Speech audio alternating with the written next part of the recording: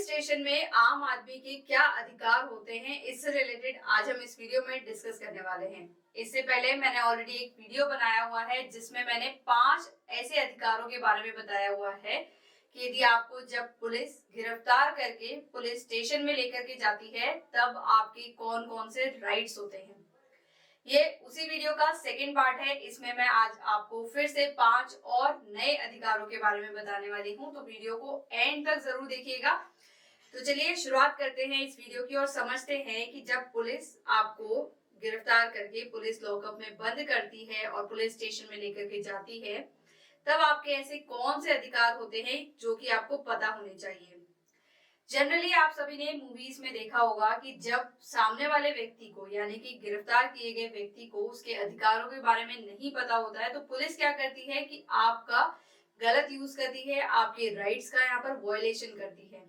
सबसे पहला राइट ये है कि आपको अरेस्ट नहीं कर सकती है पुलिस हैंडकफ से, यानी कि हथकड़ी लगा करके पुलिस जो है आपको गिरफ्तार नहीं कर सकती है। जनरली हम मूवीज देखते हैं, नाटक देखते हैं, सीरियल देखते हैं, इन सभी में आप ये नॉर्मली देखते हैं कि कोई भी पुलिस ऑफिसर जब किसी व्यक्ति को गिरफ्तार करने जाता है तो उसको हथकड़ी लगा करके पुलिस स्टेशन में लेकर के आया जाता है। लेकिन ऐसा रियलिटी में नहीं होता है। रियल लाइफ में पुलिस आपको हथकड़ी लगा करके गिरफ्तार नहीं कर सकती है। लेकिन ये जो सिचुएशन होती है वो सभी टाइम सेम नहीं होती है। यदि कोई ऐसा व्यक्ति जो घोर आदतन अपराधी है या फिर जिसने कोई ऐसा ग्रीवियस क्राइम किया हुआ है और जिसके खिलाफ खुद कोर्ट ने ऐसा ऑर्डर निकाला हुआ है कि उस व्यक्ति को जो है हथकड़ी लगा करके ही गिरफ्तार किया जाएगा, तो उस सिचुएशन में पुलिस यहाँ पर हथकड़ी का इस्तेमाल कर सकती है। लेकिन नॉर्मली पुलिस जो है यहाँ पर हथकड़ी लगा करके किसी भी अपराधी को गिरफ्तार नहीं कर सकती है। तो सबसे पहला राइट, पुलिस आपको हथकड़ी लगा करके गिरफ्तार नहीं कर सकती। यदि ऐसा करती है तो आप सामने पुलिस से ये पूछिए कि मुझे ऑर्डर दिखाइए कि कोर्ट ने ऐसा खुद कहा है कि मुझे यहाँ पर हथकड़ी लगा करके गिरफ्तार कर सकती है, तभी हम ये जो है यहाँ पर इस्तेमाल किया जा सकता है, अदरवाइज नहीं किया जा सकता है। तो सबसे पहला राइट हमने पढ़ा कि पुलिस आपको हथकड़ी लगा करके गिरफ्तार नहीं कर सकती है। सेकेंड राइट की बात करते हैं। सेकेंड राइट कहता है कि 48 आवर्स में आपका मेडिकल एग्जामिनेशन होना चाहिए। अब ऐसा क्यों? क्योंकि आपको जब भी पुलिस लॉकअप में अरेस्ट करके यहाँ पे पुलिस लॉकअप में आपको रखा जाता है तो ज्यादातर केसेस ऐसे होते हैं, 70 to 75% केसेस ये होते हैं कि पुलिस आपके साथ में मारपीट करती है, पुलिस आपके साथ में इनह्यूमन नेचर जो है इनह्यूमन बिहेवियर करती है, जिसे हम हिंदी में अमानवीय व्यवहार कहते हैं, कि आपके साथ में आपको भूखा रखना, आपके साथ में मारपीट करना। तो इसी वजह से जिस भी व्यक्ति को पुलिस लॉकअप में रखा जाता है उसके लिए ये प्रोविजन बनाया हुआ है, ये हमारे सीआरपीसी में क्लियरली कहा हुआ है कि जिस भी व्यक्ति को पुलिस गिरफ्तार करके लेकर के आती है उसका 48 घंटे के अंदर अंदर मेडिकल एग्जामिनेशन होना चाहिए। क्योंकि जब किसी व्यक्ति को पुलिस जो है गिरफ्तार करती है तब एक अरेस्ट मेमो बनाया जाता है। उस अरेस्ट मेमो में एक क्लॉज होता है, वहां पर ये मेंशन किया जाता है कि जब इस व्यक्ति को गिरफ्तार किया गया था तो उसके बॉडी पर कोई भी चोट के निशान थे या नहीं थे, वो सभी यहाँ पर डिस्क्रिप्शन मेंशन करना होता है। अब 48 घंटे के बाद में ही क्यों मेडिकल एग्जामिनेशन करना जरूरी है? क्योंकि 24 घंटे के बाद में तो आपको मजिस्ट्रेट के सामने पेश कर दिया जाता है। अब यहाँ पर मजिस्ट्रेट डिसाइड करता है कि आपको जुडिशियल कस्टडी में भेजना है या फिर पुलिस कस्टडी में भेजना है।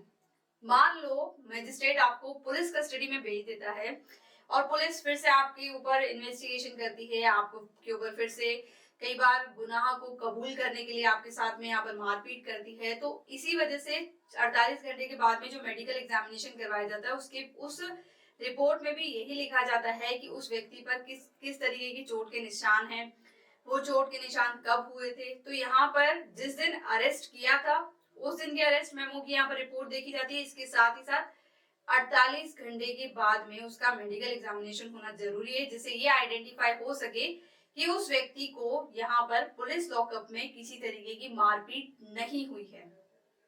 इसी वजह से ये सबसे इंपॉर्टेंट बात आती है कि 48 घंटे के अंदर अंदर यहाँ पर मेडिकल एग्जामिनेशन होना जरूरी है। अब मान लो कि आपको अरेस्ट कर लिया गया, आप पुलिस लॉकअप में हैं और आपको अरेस्ट करे हुए 48 घंटे हो चुके हैं, लेकिन पुलिस ने आपके साथ में मारपीट भी कर ली, पुलिस ने आपके साथ में गाली गलौज भी कर ली, उसके बाद में भी पुलिस मेडिकल एग्जामिनेशन नहीं करवाती है, तो यहाँ पर आप ये खुद कह सकते हैं कि मेरे एडवोकेट को बुलाया जाए और आप अपने एडवोकेट के थ्रू यहाँ पर ये फाइल करवा सकते हैं कि मेरा यहाँ पर मेडिकल एग्जामिनेशन करवाया जाए, क्योंकि ये हमारे सीआरपीसी में पूरा प्रोविजन दिया हुआ है। ये हमारा कानून ही कहता है कि 48 घंटे के अंदर मेडिकल एग्जामिनेशन होना कंपलसरी है। ये है हमारा सेकेंड राइट जो कि बात करता है मेडिकल एग्जामिनेशन की। अब बात करते हैं थर्ड राइट की, जो कि बात करता है इंफॉर्मेशन टू फैमिली।